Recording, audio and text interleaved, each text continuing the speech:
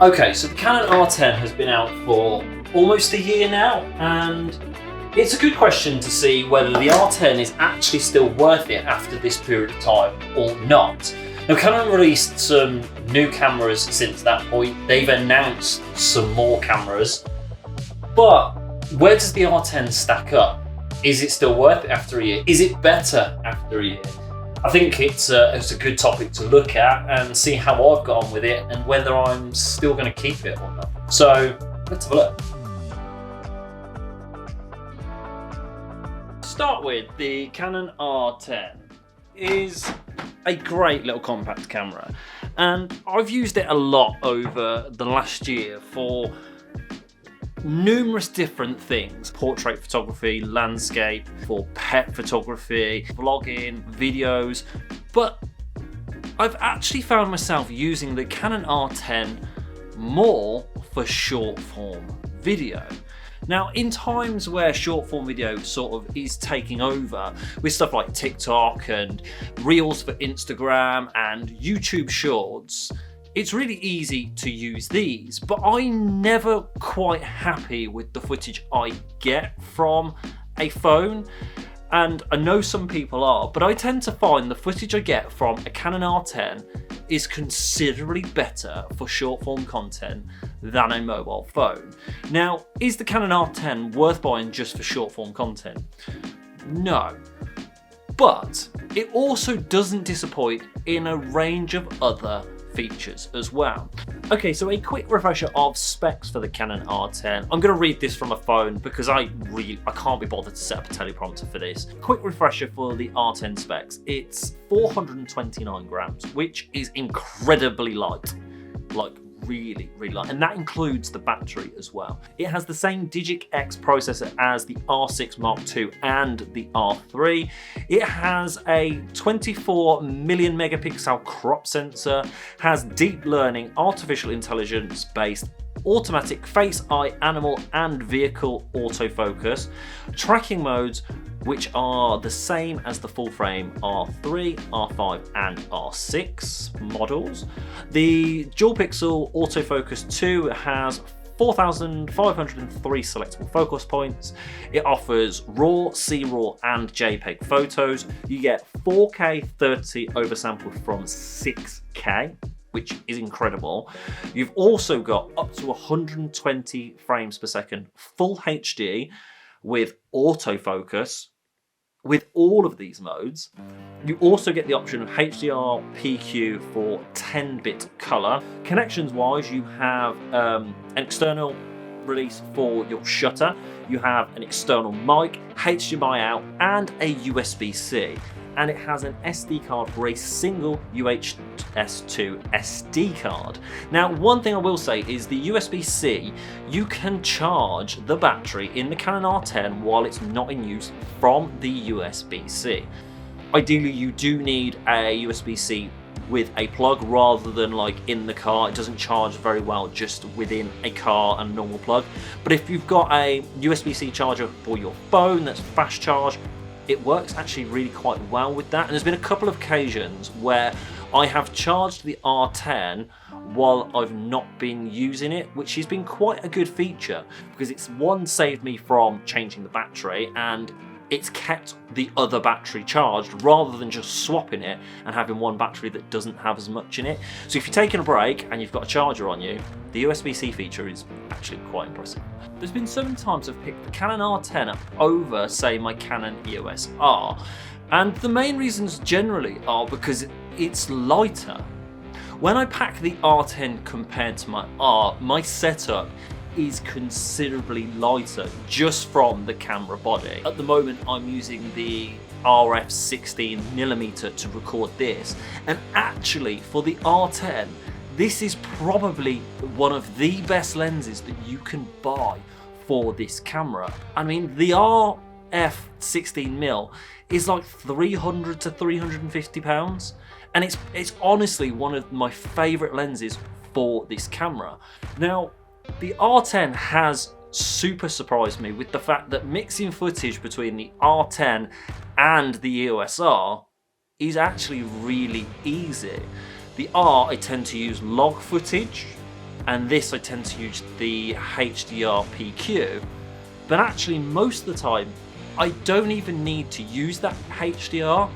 When I'm using this for short form content, I just switch it off completely, because the colour profile that comes out of the R10 is surprisingly really good. The autofocus is second to none.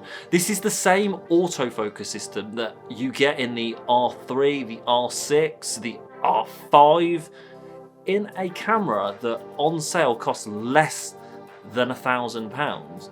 I mean, you can pick up one of these for around $899, and actually the autofocus is absolutely incredible. So after a year, I've found myself using the R10 considerably more than I ever expected to. And it's because of features like the weight. The battery life is still disappointing, and they're never really going to release a battery grip for the R10 because of where the battery and the SD card sit. They sit together. So if you do look at buying one, I 100% think you should buy extra batteries with it. But I wouldn't be disappointed actually if this was the only camera I had access to. Its frame rates are incredible. Like, the footage that comes out of this is super sharp. The 4K that's oversampled from 6K is incredible. And for short form content, it really does hit very, very well.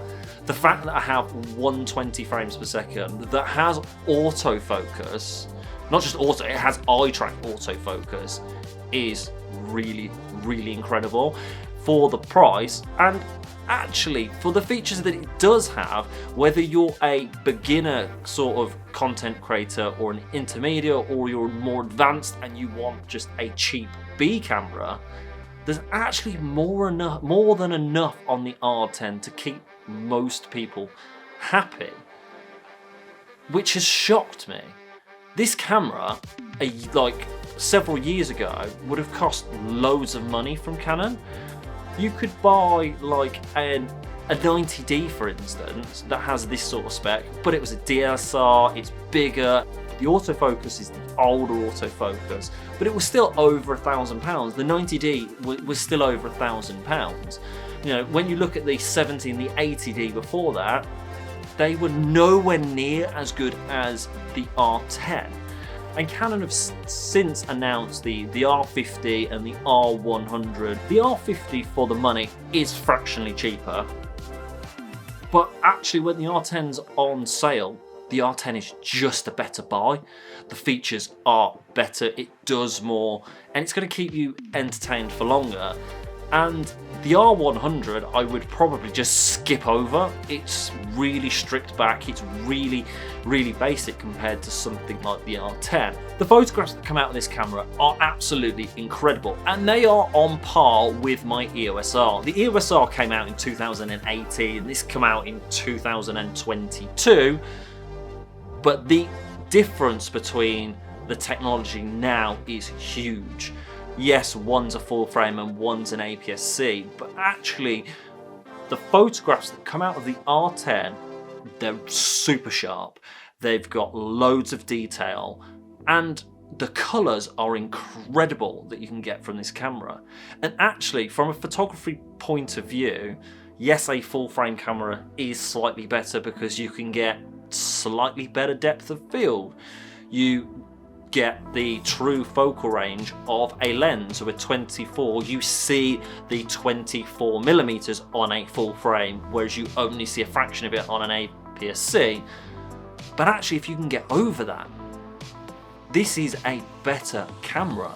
I'm really now starting to find it hard to justify using my R over the R10, which I didn't think I would 10 months ago. The R is still an incredible camera, and I still love that full frame, but the features on this, they just hit in all the right places for a content creator. There is only a few bits missing that I wish it had, but they're wish it had, they're not always essential. Would I like, say, an extra SD card slot? Yes, of course I would, but Have I noticed that I don't need that extra SD card slot? No, not massively. The extra SD card slots, not essential in every case. The things that it stripped back are actually, they're not as important as I thought they were when I first got this camera. So I hope that's helped you with my thoughts of the Canon R10 after a year. I've been really actually very impressed with it, and I'm probably still going to keep it. I've looked at getting rid of it several times and it's never left. It's still here, it's still filming this video. Everything for this video has either been filmed on the R10 or the photographs have been taken with the R10, and it just keeps surprising me. I keep thinking, should I buy an R8 and maybe get rid of the R10? But likelihood is I'm going to get rid of the R rather than the R10, which I didn't think would be the case. That's it. I hope you've enjoyed this video. If you found it informative and you've got some information from this video, please do like and subscribe because it encourages me to make more videos, and feel free to follow me on other social media if you choose to. Ciao.